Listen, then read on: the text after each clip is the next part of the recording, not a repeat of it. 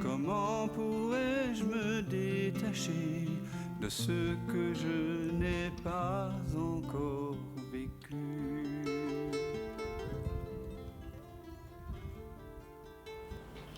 Et si vous avez des questions ou envie de partager ce que vous vivez, j'aurai beaucoup de joie à vous entendre. C'est important de partager en satsang, de se mettre en jeu. Les gens, les amis qui étaient là dans le dernier stage de 9 jours ont pu le voir. C'est important de venir avec un questionnement qui vient toujours d'un doute, d'une confusion, d'une forme d'ignorance, mais qui vient aussi de la sensibilité. C'est important de se mettre en jeu si quelque chose n'est pas clair. Très important.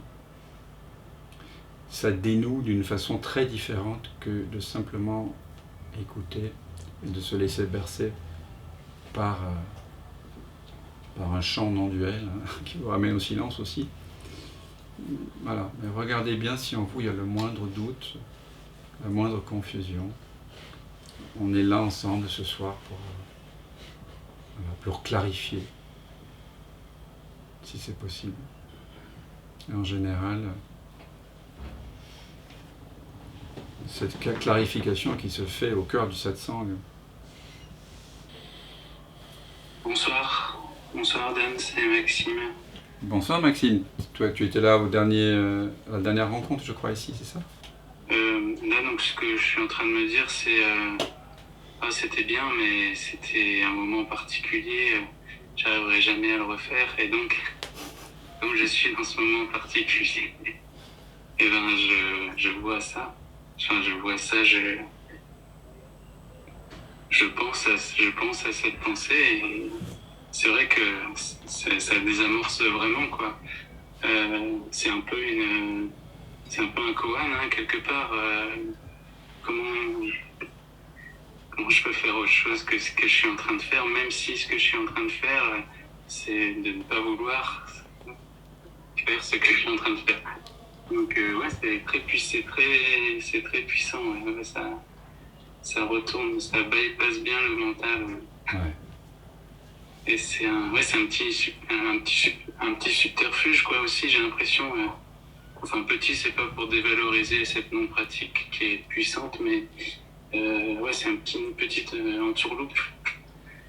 Attention. Donc, le moment où le mot entourloupe arrive, s'il y a une contraction autour de ce mot et que tu y crois, à ce moment-là, il y a une frustration. Tu es en train de faire une méditation avec une pratique de fumisterie, hein, tout simplement. Voilà. Avec un objectif. Je pratique l'entourloupe, hein, parce que au moment où il y a l'idée d'une entourloupe qui arrive, l'idée donc d'une tromperie,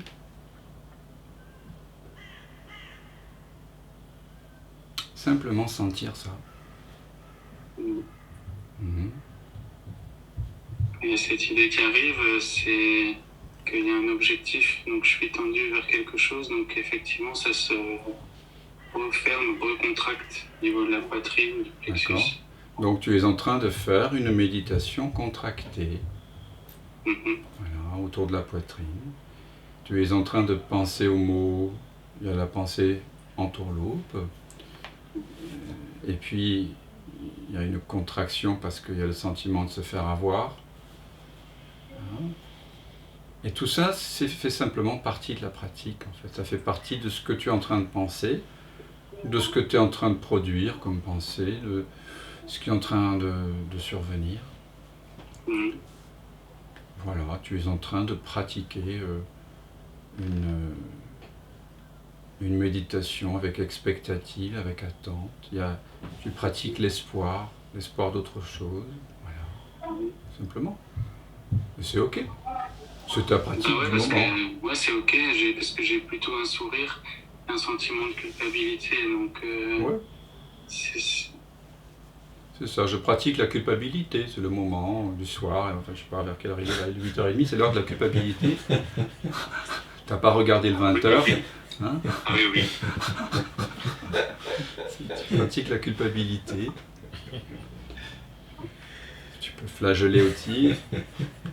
Mais j'ai dit que dans cette méditation, tout était possible. Hein.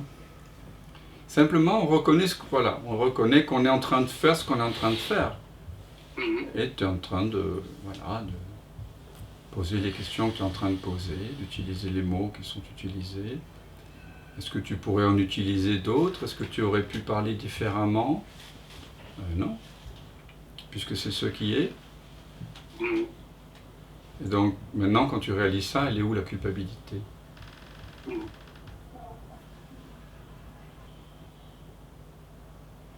Elle n'est plus là. Oui. Parce qu'au départ, il y avait le désir d'autre chose, en tourloupe, sous-entendu, ça marche pas, mais il faudra quand même que j'aille voir sur Internet une autre vidéo non duel. Il faudra que j'attende la prochaine pratique ou le prochain satsang pour clarifier ça, blablabla. Ça s'appelle la procrastination. Hein.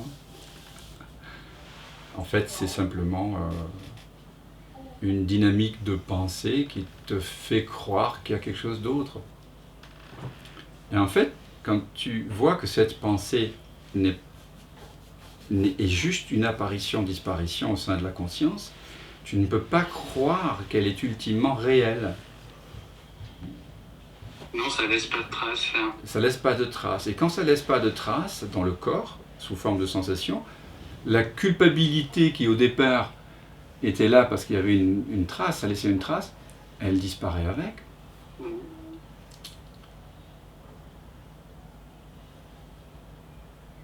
Ici. Oui, non, c'est pas gravé. C'est pas gravé et c'est en paix avec ça, donc c'est accueilli, quoi. Je me permets d'être et du coup. Voilà, et tout ce que tu es en train de dire et penser et croire et sentir en ce moment, et moi y compris, c'est simplement ce qui apparaît, c'est l'expérience que nous faisons maintenant. L'expérience change. L'expérimentateur ne change pas. Le je suis, cet espace de connaissance, de conscience dans lequel se déploient ces diverses sensations, perceptions, pensées, n'est pas touché, agrandi, amoindri, blessé par ces objets dont il a conscience, comme l'écran au cinéma ne saigne pas lorsqu'un personnage dans le film saigne.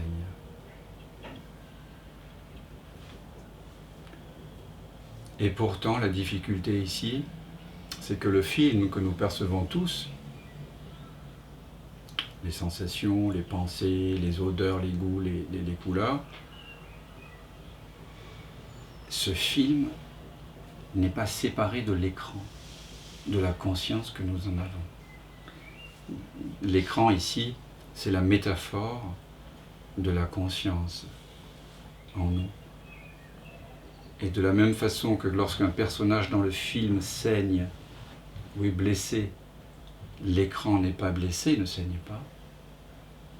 De la même façon, maintenant, la conscience que vous êtes, que nous sommes, que je suis, n'est pas blessée, il n'y a pas de trace qui est laissée en elle. Ce n'est pas réel.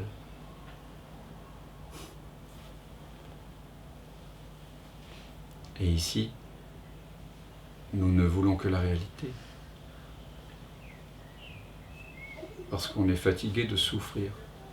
On est fatigué de chercher. Donc on veut la réalité. Et rien que la réalité. On veut la vérité, rien que la vérité. Et la vérité, c'est ce qui est réel, ce qui est toujours vrai. Et ce qui est toujours vrai, en toute occurrence, c'est que je suis. C'est l'élément dans toute expérience qui ne change jamais. Quelle que soit l'expérience que nous avons vécue toute notre vie, qu'on s'en souvienne ou pas, il y a eu conscience. C'est incroyable. On passe notre vie à vivre millions d'expériences et nous oublions je suis. C'est incroyable, non? Alors que je suis, c'est vraiment comme les lunettes sur le nez. Qu'on cherche, où sont mes lunettes? Elles sont là, sur ton nez, posées. Ah oui. Ouais. Dan, j'étais en train de me dire, au moment où je suis intervenu, ou bien où on était en train d'échanger, si j'avais porté mon attention sur autre chose, par exemple sur la pluie dehors, ou je sais pas, ou la plante devant moi, mon expérience aurait été différente. Oui. Mais en fait, cette question, elle aurait été différente, mais est-ce que ça aurait pu être possible que je porte mon attention sur autre chose et que je dise autre chose? Est-ce que ce que j'ai dit, c'est immuable, c'est ce qu'il y avait à dire là maintenant, et qu'en fait, j'aurais rien pu dire d'autre parce que j'aurais pas mis mon attention autre part. Et à la fois, ma question, je vois qu'elle a pas trop lieu d'être, parce qu'en fait, on s'en fout, quoi. Les deux, mon général, parce que à la fois on s'en fout, mais on s'en fout parce qu'on a compris. Mais qu'est-ce qu'on a compris? On a compris que quand tu regardes un film, tu te poses pas la question de savoir si le personnage aurait pu ne pas sortir son flingue à la 20e minute, hein. Ou si la princesse n'aurait pas dû embrasser le crapaud, si elle avait pu faire autrement. Non.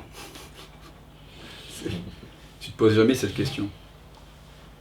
Et effectivement, cette question du point de vue de l'écran n'a aucun sens. C'est vrai. Ouais. C'est bien. Ça part en volute de fumée. Ne demeure que cette présence.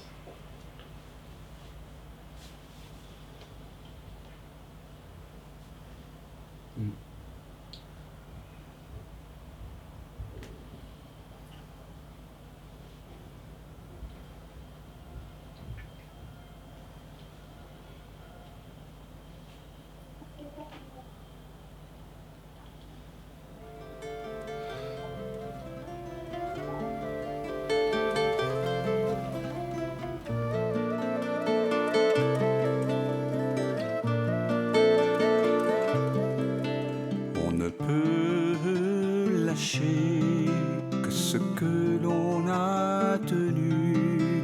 Mais comment pourrais-je me détacher de ce que je n'ai pas encore vécu?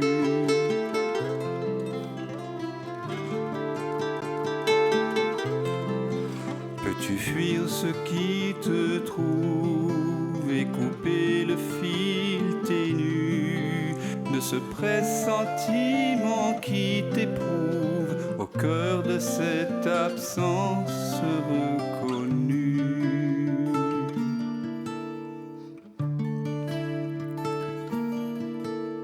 Ce qui s'obstine pendant le sommeil, ce que tu sens juste après le réveil, car de la fleur des dérives à la saveur d'autres rives, à la candeur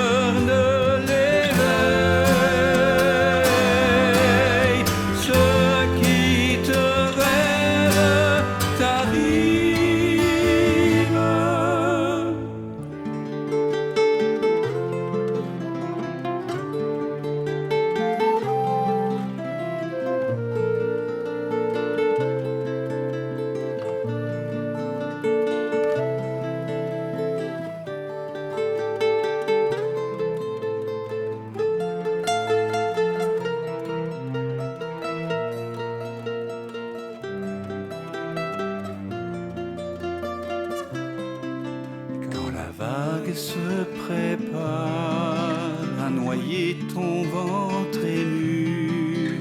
N'aie pas peur, il n'est jamais trop tard pour accueillir le souffle de ta mue.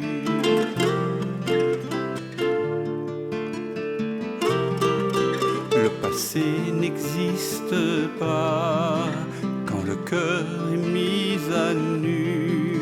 En quittant le vu pour vraiment voir, tu cueilles en toi ce monde entreaperçu.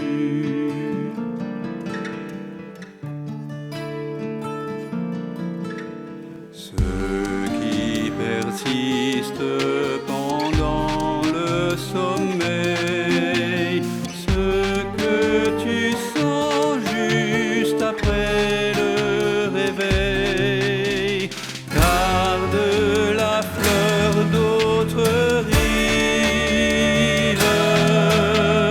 et la beauté des dérives, à la fraîcheur de l'éveil. Ceux qui te rêvent t'arrivent.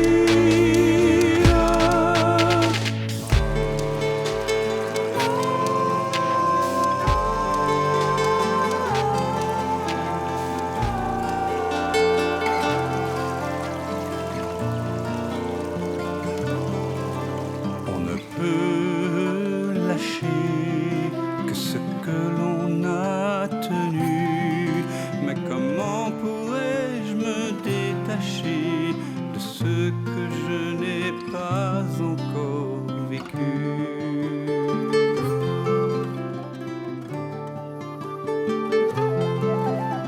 Pour renouer avec ce fil ténu qui nous relie, cet inconnu, ce lien subtil, ce fil